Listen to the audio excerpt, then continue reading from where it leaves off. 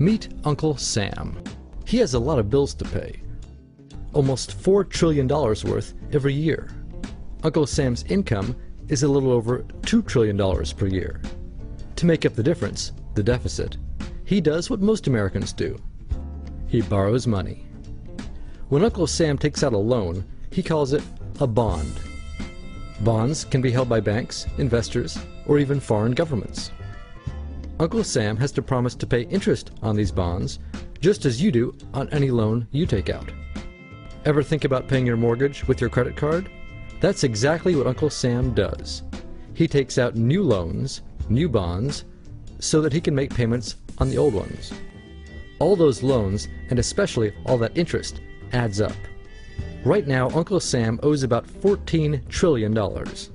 To put that in perspective, 14 trillion is about the same as the national GDP, the total value of all the goods and services produced by the American economy in an entire year. It's such a huge amount of money that Uncle Sam is starting to run out of people to borrow from, and he's having trouble just paying the interest on his loans. The obvious solution would be to either cut spending or increase taxes. But if he cuts spending, the people that he's spending money on would complain that they don't have money to spend, and that he was hurting the economy. If he tried to raise taxes enough to close this gap, not only would people definitely have less money to spend, he'd probably have riots on his hands. So Uncle Sam chooses the easy way to make money. Just make it. He calls up the Federal Reserve, which is our central bank, and, like magic, dollars are created and deposited in banks all around America. The problem is that the more of something there is, the less it's worth. Same goes for the US dollar. The more dollars there are, the less each one will buy. That's why commodities like gasoline, food, and gold become more expensive when Uncle Sam does his money-making magic. The commodities aren't really worth more. Your money is just worth less. That's called inflation. Remember the foreign governments that lent money to Uncle Sam?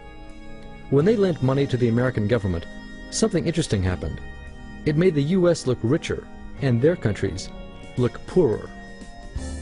When a country looks poor compared to America, $1 of our money buys a lot of their money. So they can pay their workers only a few pennies a day. With such low labor costs, they can sell their products in America for lower prices than any American manufacturer can. The easiest way for American companies to compete is to move their factories overseas and pay their workers a few pennies a day too. This contributes to a recession. Americans lose their jobs, stop paying taxes, and start collecting government benefits like Medicaid and unemployment. This means that Uncle Sam has even less income and even more expenses. At the same time, the people who still have jobs are desperate to keep them, so they tend to do more work but not to get paid anymore. When your dollars are worth less, and you're not earning more of them, that's called stagflation. And this is why Uncle Sam is in a catch-22. He can't raise taxes or cut spending without making the recession worse. And he can't have the Federal Reserve create more money without making inflation worse. For now, he can keep borrowing money, but since he can't even pay the interest on the loans he already has, it just makes his inevitable bankruptcy even worse. Whether it's in 2 months or 2 years, the day will come when Uncle Sam can no longer pay his bills. When that happens, the banks, investors, and foreign governments who are counting on that money won't be able to pay their bills.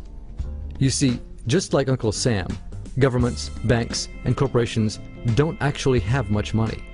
Mostly, all they have is debt to each other. If one link in the debt chain stops paying, defaults, the whole thing falls apart.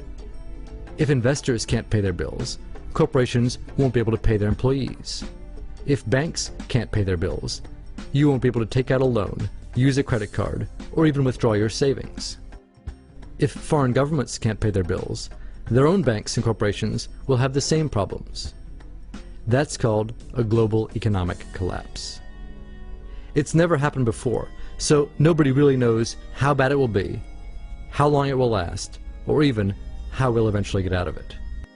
The house of cards has already been built. There's no painless way to dismantle it now. All we can do is to educate each other about what's actually going on, and to prepare for what may be very extraordinary circumstances.